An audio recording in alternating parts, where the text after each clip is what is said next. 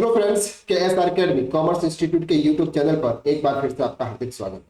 Friends, हमने previous video के अंदर देखा था कि अगर आपको कोई भी कैपिटल गेन होता है और लॉन्ग टर्म कैपिटल गेन होता है तो उसके ऊपर आप किस तरह से टैक्स सेविंग कर सकते हैं।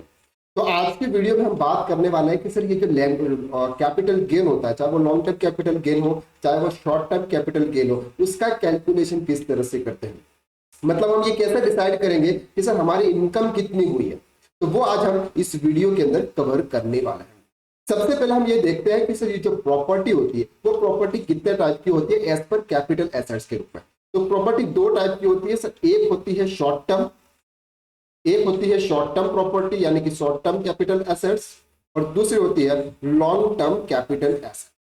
अब शॉर्ट टर्म कैपिटल एसेट्स और लॉन्ग टर्म कैपिटल एसेट्स के बीच में क्या डिफरेंसेस है ये हमने प्रीवियस वीडियो में भी देखा था। अभी भी मैं आपको क्लियर कर देता हूं क्योंकि इस लेक्चर्स के लिए भी बहुत इंपॉर्टेंट है।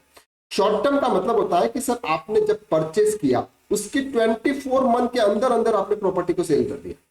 जब आपने परचेज किया उसके 24 मंथ के अंदर अंदर अगर आपने कोई प्रॉपर्टी सेल कर दी उसे हम बोलते हैं शॉर्ट टर्म, और उस पर जो भी प्रॉफिट होता है उसको हम बोलते हैं short term capital gain, that's called STCG।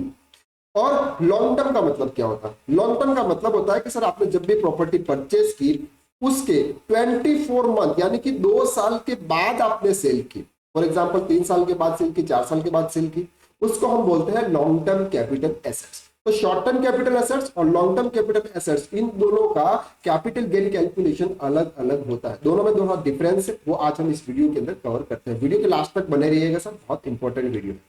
सबसे पहले हम बात करते हैं कि शॉर्ट टर्म कैपिटल गेन। अब प्रॉफिट का मतलब क्या होता है? प्रॉफिट का सिंपल सा मतलब होता है कि जो प्रॉपर्टी आपके पास में थी उसको आपने सेल्स कितने में किया, दूसरा सर आपने उसको परचेज कितने में किया। परचेज और सेल्स ये दो बहुत इंपॉर्टेंट है, लेकिन साथ साथ में और क्या है, तो सेल्स में से अगर हम परचेज वैल्यू माइनस कर देते, सेल्स में से अगर हम परचेज वैल्यू माइनस कर देते तो हमारा क्या आता है? प्रॉफिट आता है। लेकिन कैपिटल गेन के लिए प्रॉफिट थोड़ा अलग होता है, वो हम यहाँ पर कवर करते हैं। सबसे पहले हम बात करते हैं शॉर्ट टर्म कैपिटल गेन, मतलब कि वो प्रॉपर्टी आपने 24 मंथ के अंदर अंदर सेल कर दी। ठीक है, सबसे पहले हमने देखा कोई भी प्रॉपर्टी सेल करते हैं तो उसकी क्या आती है? सेल्स कंसिडरेशन आती है। सेल्स कंसिडरेशन का मतलब होता है रजिस्ट्री की वैल्यू। आपके बैंक अकाउंट में कितना पैसा, आपने एक नंबर में कितना पैसा लिया हुआ, दैट्स कॉल्ड सेल्स कंसिडरेशन। वो फिगर आपको यहाँ पे लेके, इसमें से एक्सपेंसेस ऑन ट्रांसफर, वो प्रॉपर्टी आपने जब सेल की, प्रॉपर्टी को सेल करने के लिए आपने जो भी खर्चा किया, जैसे फॉर एग्जांपल आपने ब्रोकरेज पे किया, property for example 50 lakh rupees की कोई प्रॉपर्टी थी जिसको आपने सेल की, 50,000 रुपीज आपने ब्रोकरेज पे की, ये हम माइनस कर देंगे तो जो फिगर आएगा 949,50,000, इसको बोलते हैं नेट सेल्स कंसिडरेशन। ओके, इसके बाद ये प्रॉपर्टी जितने में हमने परचेज की थी जिसको बोलते हैं कॉस्ट ऑफ एक्विजिशन, जितने में हमने परचेज की थी वो वैल्यू, फॉर एग्जांपल हम ये मान के चलते हैं कि ये प्रॉपर्टी हमने 40 लाख रुपीस में परचेज की। इसके बाद बोल रहे हैं sir cost of improvement. Cost of improvement का मतलब क्या होता है? कॉस्ट ऑफ इंप्रूवमेंट का मतलब होता है जो प्रॉपर्टी आपने ली थी, लेने के बाद उसमें कुछ आपने इंप्रूवमेंट करवाया, कुछ नया रूम बनवाया, नया फ्लोर बनवाया, ऐसा कुछ करवाया, उसकी कॉस्टिंग भी माइनस होगी। हम ये मान के चलते हैं कि ऐसा कुछ नहीं है, तो जो फिगर आएगा वो आपका कैपिटल गेन आएगा। तो यहाँ पर कितना कैपिटल गेन आया? 9,50,000। इसको क्या बोलते हैं सर?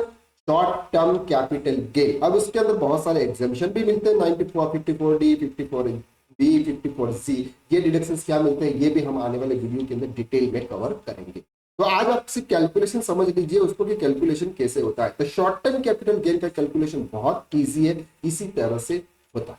अब हम बात करते हैं sir long term capital gain. Long term capital gain का कैलकुलेशन थोड़ा सा डिफिकल्ट है, उसके अंदर इंडेक्शन कॉस्ट सबसे इंपॉर्टेंट होती है।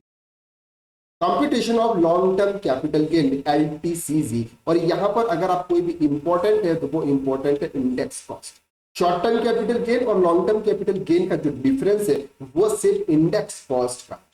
जब हम शॉर्ट टर्म कैपिटल गेन की हमने बात की थी तो जितने में हमने परचेज किया था वो फिगर हमने माइनस कर दी थी, लेकिन यहां पर हम जितने भी जिस प्राइस में हमने जो प्रॉपर्टी परचेज की है उसका इंडेक्स कॉस्ट निकालेंगे। क्या निकालेंगे? उसका इंडेक्स कॉस्ट निकालेंगे। तो इंडेक्स कॉस्ट क्या होता है ये मैं आपको यहाँ पर क्लियर कर देता हूँ।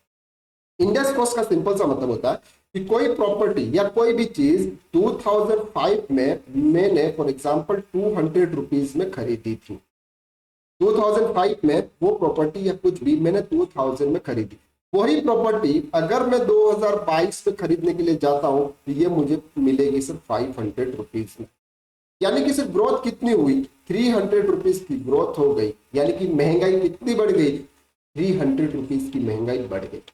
तो ये जो इंडक्शन कॉस्ट है ना, ये एसएससी के लिए बहुत बेनिफिट होता है कि फॉर एग्जांपल जो प्रॉपर्टी आपने 2005 में 10 लाख रुपीज में परचेज की, उस प्रॉपर्टी की आज की डेट में अगर आप परचेस करते हो as per income tax rule के हिसाब से, तो वो आपको कितने में मिलेगी, उसको बोलते हैं इंडेक्स कॉस्ट।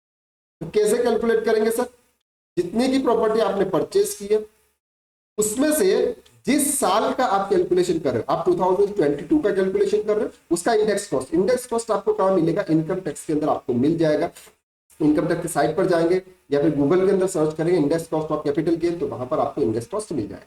तो फॉर एग्जाम्पल हम मान लेते हैं कि 2022 का इंडेक्स कॉस्ट 500 रुपीज था, और जिस साल आपने परचेस की थी उस साल इंडेक्स कॉस्ट कितना था, तो 200 रुपीज का इंडेक्स कॉस्ट था। तो ये फिगर हम यहाँ पर निकाल देंगे सर, ये फिगर हम यहाँ पर क्या करेंगे सर, निकाल देंगे। तो फिगर कितना आएगा, आप अल्टीमेटली सर 20 से 20 डिवाइड कर दो, यहाँ पे ये 10,000 है, उसको 5,000 कर दो। 5,000 को अगर हम मल्टीप्लाई करेंगे तो 25, 3 जीरो ये और 2 जीरो ये, कितना हो गया सर, 25 लाख। कितना हो गया, 25 लाख। ये प्रॉपर्टी अगर आज हम परचेस करने के लिए जाते तो हमको कितने में मिलती, 25 लाख रुपीज में मिलती, उसको बोलते हैं इंडेक्स कॉस्ट। इंडेक्स कॉस्ट आपकी कैपिटल गेन, जब लॉन्ग टर्म कैपिटल गेन आप कैलकुलेट करते हो उस समय आपके लिए इंडेक्स कॉस्ट सबसे इंपॉर्टेंट होता है। तो sales consideration as well as short term capital gain, expenses और ट्रांसफर जैसा आपका वहां पे था, नेट सेल कंसीडरेशन आएगा। अब यहां पर आपको क्या करना है sir, index cost of acquisition, आपको इंडेक्स कॉस्ट निकालनी है जिस तरह से अभी हमने निकाली थी। इंडेक्स कॉस्ट ऑफ इंप्रूवमेंट जैसा अभी हमने निकाला था, अगर आपने कोई भी इंप्रूवमेंट करवाया जिस साल में करवाया उस साल की इंडेक्स कॉस्ट डिवाइडेड बाय आज, मतलब जब भी आप जिस साल का कैलकुलेशन कर उस साल की इंडेक्स कॉस्ट। तो इंडेक्शन कॉस्ट माइनस करने के बाद जो भी फिगर आएगा उसको हम बोलते हैं लॉन्ग टर्म कैपिटल गेन।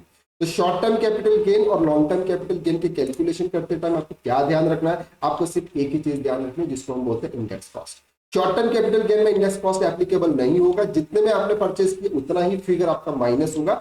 लेकिन लॉन्ग टर्म कैपिटल गेन में इंडेक्स कॉस्ट माइनस होगा, आपको इंडेक्शन कॉस्ट निकालनी होगी, जिस ईयर में आपने परचेस किया उससे मल्टीप्लाई करना पड़ेगा, सॉरी सेल कर रहे हैं उस साल का मल्टीप्लाई करना पड़ेगा, जिस ईयर में आपने परचेस किया उससे डिवाइड करना पड़ेगा। और ये आपको कहाँ मिलेगा सर, ये आपको इनकम टैक्स साइट या गूगल में भी आप सर्च करेंगे इनकम टैक्स की बुक में दिखेंगे, तो वहां पर आपको मिलेगी।